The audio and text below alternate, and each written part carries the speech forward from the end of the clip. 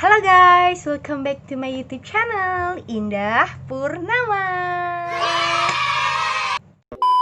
Sorry, maaf banget aku lama nggak buat vlog ya guys. Tapi untuk vlog kali ini aku mau cerita berita bahagia karena sekarang aku udah berhasil dapat garis 2. Sebelum aku berbagi tips gimana sih caranya bisa mendapatkan garis 2, aku mau sedikit cerita dulu ya. Waktu pasca operasi laparoskopi itu aku kan disuruh kontrol ke Surabaya di Dokter Eli itu kan ya. Aku operasi laparoskopinya itu di Rumah Sakit Lombok 22 ya guys. Tapi aku kontrolnya di Rumah Sakit Manyar karena Dokter Eli prakteknya di situ. Jadi setelah aku operasi laparoskopi itu aku diberikan obat. Sebenarnya bukan obat sih kalau misalkan kita sebelum operasi belum disuntik, karena aku kan sebelum operasi sudah suntik tapros itu ya guys. Jadi tidak boleh melebihi 6 kali. Kalau nggak salah pokoknya maksimal itu 7 kali selama seumur hidup. Jadi waktu itu karena aku udah suntik, jadi aku dikasih lah obat. Nah obat itu aku konsumsi selama 3 bulan. Nah efeknya ini dari obatnya itu adalah selama 3 bulan ini aku tidak menstruasi. Nah tujuannya untuk biar kistanya itu tidak tumbuh lagi kayak gitu guys. Jadi waktu itu kan aku Mei aku operasi 2019. Jadi Mei aku operasi berarti aku Juni, Juli, Agustus. Nah, Juni, Juli, Agustus ini aku tidak mengalami menstruasi. Tapi setelah obatnya ini habis, itu aku mengalami menstruasi pada bulan September. Aku langsung menstruasi.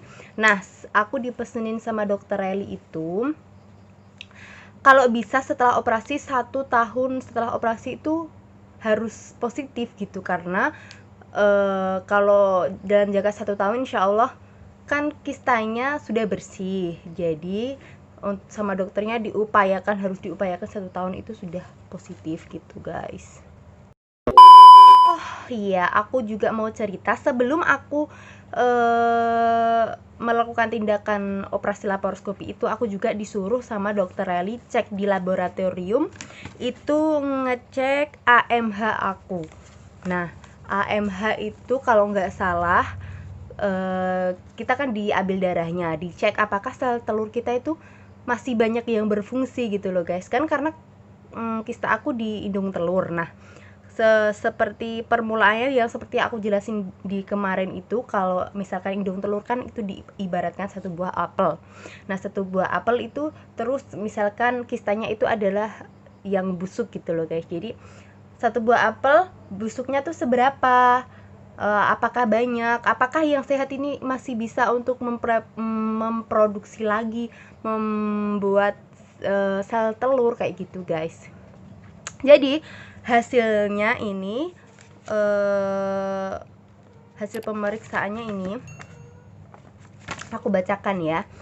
Jadi analisis AMH-nya itu hasil aku 3,98, sedangkan nilai normalnya itu adalah 1,62 sampai 8,40. Jadi alhamdulillah masih lumayan banyak lah ini indung telur aku yang berfungsi gitu guys, sel telurnya gitu ya. Sel telur yang dihasilkan dari indung telurnya itu maksudnya masih lumayan banyak karena masih 3,98 gitu. Jadi waktu itu setelah operasi laparoskopi, jadi yang belum aku kasih tahu ke teman-teman semuanya, kista aku kan kista coklat ya, kista endometriosis. Nah kata dokter Reli itu operasi laparoskopi itu terutama untuk kista endometriosis sebanyak 70% mengalami perlengketan. dan sebanyak 30% tidak mengalami perlengketan. Maksudnya di sini perlengketan itu akan darahnya itu kan kayak coklat gitu ya guys. Bila diambil, kalau mengalami perlengketan kan dia akan menyebar ke bukan ke seluruh ya, maksudnya dia bisa menyebar ke indung telur kita. Tapi alhamdulillah waktu itu aku tidak ada perlengketan, atau perlengketannya wajar lah, nggak yang ekstrim gitu. Jadi alhamdulillah aku termasuk di 30% tanpa perlengketan itu gitu guys. Dan setelah operasi itu selesai, suamiku langsung dipanggil sama dokter Reli itu dan dikasih tahu langsung hasilnya itu guys. Hasil dari operasi aku waktu aku yang vlog yang ini loh. Nah, yang itu langsung suami aku dikasih tahu, terus dikasih tahu bahwa sel telur aku masih bisa digunakan untuk program hamil secara alami. Alhamdulillah, senang banget di situ. Terus akhirnya singkat cerita, aku tidak program di dokter Reli lagi karena aku berpikir karena aktivitas aku juga lumayan banyak. Kalau aku PP Surabaya dengan untuk program hamil sepertinya aduh capek ya, di perjalanan sangat capek. Jadi aku memutuskan untuk ke dokter SPOG yang ada di Cepu ini guys. Dokter SPOG yang pertama kali USG aku yang ketahuan aku ada kistanya. Nah jadi aku ke situ. Nah, karena jadwal aku lumayan padat, jadi aku memutuskan untuk program hamil di sini aja ya guys.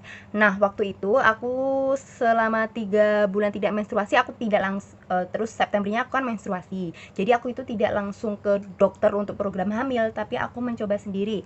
Aku mencoba alami, siapa tahu berjodoh gitu kan ya. Terus akhirnya September aku mulai mens, September, Oktober, November, Desember, Januari, Februari. Nah, Februari ini aku baru memutuskan untuk pergi ke dokter, ke salah satu dokter SPOG di Cepu.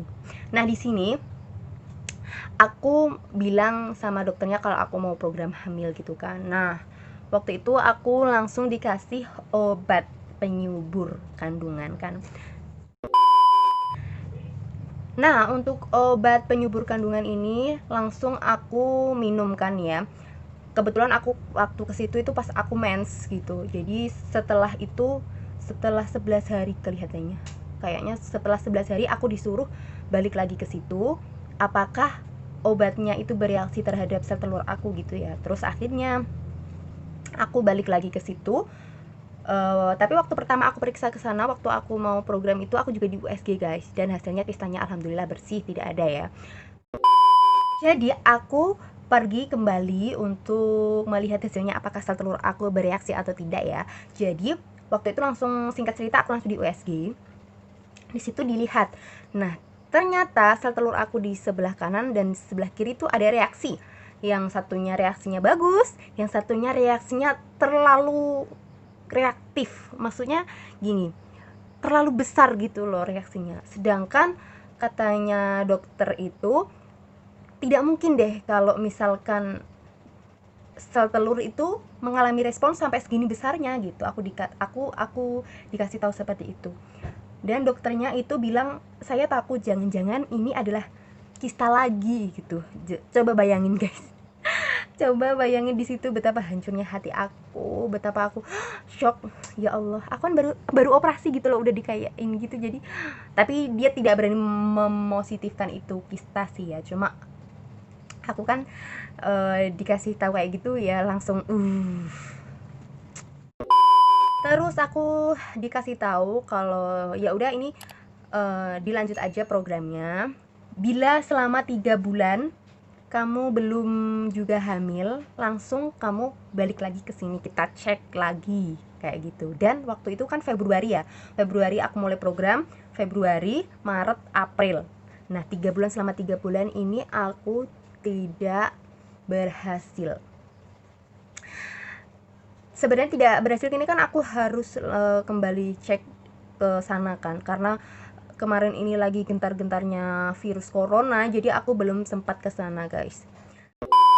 Tapi alhamdulillahnya bulan Mei aku dapat garis 2. Sebentar, kasih tahu cashbacknya ya. Tada, kelihatan nggak? Nah, ini aku dapat garis 2, aku seneng banget. Dan aku udah periksa ke bidan, tapi aku belum ke dokter SPOG di Cepu ya, karena memang masih tutup, bukanya tanggal 28. Jadi aku sudah periksa di bidan dan hasilnya aku hamil 5 minggu.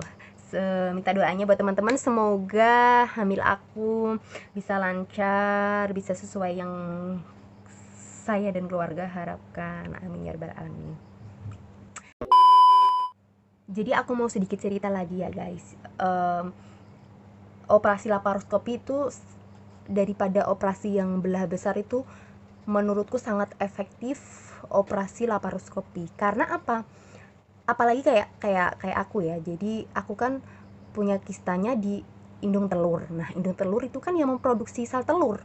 Jadi kalau sel telur kita terlalu banyak jadi kalau sel telur kita yang masih bagus terlalu banyak diambil, kan jadi sel telur kita semakin sedikit gitu kan ya. Jadi kalau pakai operasi laparoskopi itu dia kan ada kayak kaca pembesarnya itu kan ya. Jadi dokter itu bisa lebih akurat untuk mengambil mana indung telur yang sudah tidak berguna dan mana indung telur yang masih bagus gitu guys. Jadi menurut aku kalau misalkan kalian memutuskan untuk operasi, mending operasi laparoskopi aja. Apalagi kayak aku juga yang belum pernah mempunyai anak ya. Jadi menurut aku itu sangat efektif banget, karena jadi indung telur kita itu yang bagus tidak terbuang percuma.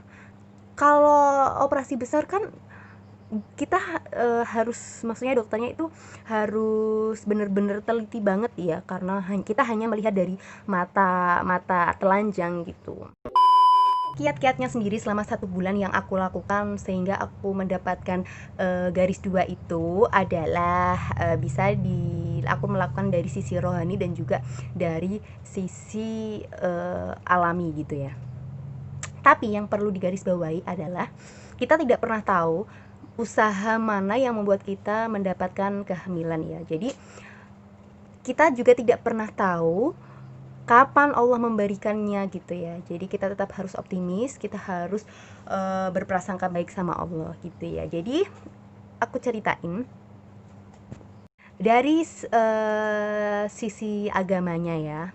Jadi selama bulan puasa itu kebetulan waktu aku misalkan besok puasa ya, jadi aku hari ini tuh terakhir mens, jadi besoknya aku ikut puasa. Nah, waktu itu selama 1 bulan puasa itu aku selalu sholat malam, aku selalu sholat tahajud untuk meminta keturunan sama Allah gitu guys. Dan untuk di sisi alaminya, di situ aku yang pertama yang aku lakuin, aku menggunakan posisi waktu berhubungan itu ya, waktu mau keluar itu, aku posisinya itu kan tengkurap dengan posisi kaki aku gimana ya jelasinnya, jadi bingung. Jadi posisi aku itu aku nungging gitu loh guys, nungging, dan aku itu meluk guling dengan posisi pantat kita itu di atas. Nah kayak gitu, insya Allah itu sangat bagus banget. Di situ aku sampai ketiduran, sampai tidur. Nah lagi aku rebus buah zuriat, itu pun aku cuma melakukannya 1 kali. 1 buah zuriat itu aku rebus, terus airnya aku minum sama suami, dan itu pun cuma sekali. Jadi kita tidak pernah tahu usaha mana yang membuat kita hamil ya guys. Tapi alhamdulillah tepat 1 tahun aku diberikan kepercayaan sama Allah. Jadi tahun lalu hadiah ulang tahun aku itu adalah kista aku diangkat, dan tahun ini alhamdulillah hadiahnya adalah garis 2. Guys, sekian dulu vlog dari aku. Terima kasih semuanya yang udah nonton, yang udah ngedoain aku. Terima kasih, doa baik kembali kepada yang mendoakan. Terima kasih guys. Thank you. Bye bye.